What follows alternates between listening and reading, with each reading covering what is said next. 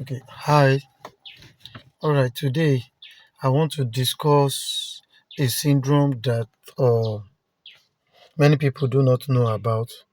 All right, it is different from the syndrome called Down syndrome that we all know about. This syndrome is called Cri Du Chat Syndrome. Okay, the word Cri Du Chat is derived or coined out from a French word, cry like a cat. All right, because this syndrome, when a baby has it, the baby cries like a cat. The sound of the baby when the baby is crying will look so much like that of a cat. Right.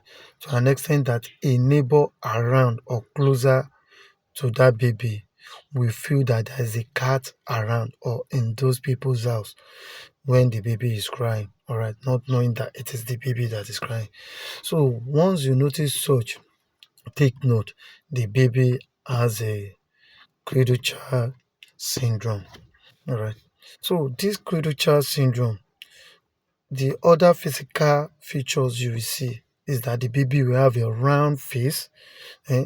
The baby will have a low birth weight, and there is possibility that the baby has uh, um, a heart defect. All right. Those three things too are part of the physical features that you can notice. All right.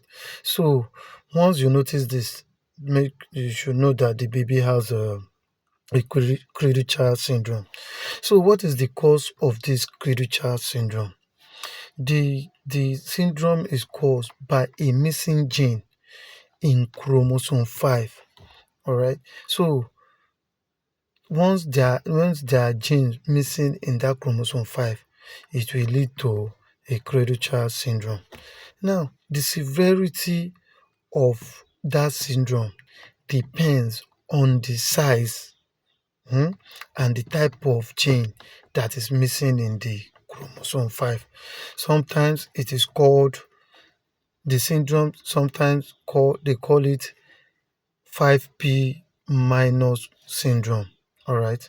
So because the gene is missing from chromosome 5. All right. So once you notice that a baby has this, there is need for a quick management because the syndrome does not have treatment, but it can be properly managed.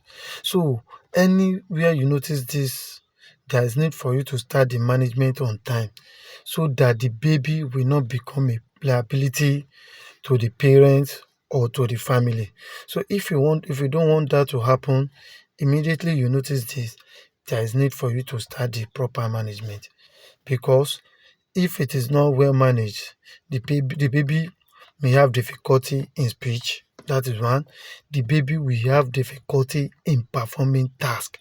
All right. So if it is well managed, the baby will be able to talk, but the baby may be slow in talking, but will be able to talk. You understand, and you'll be able to understand the baby. If a baby can talk, then you have a lesser problem. All right, because the baby may be able to express him or herself. All right.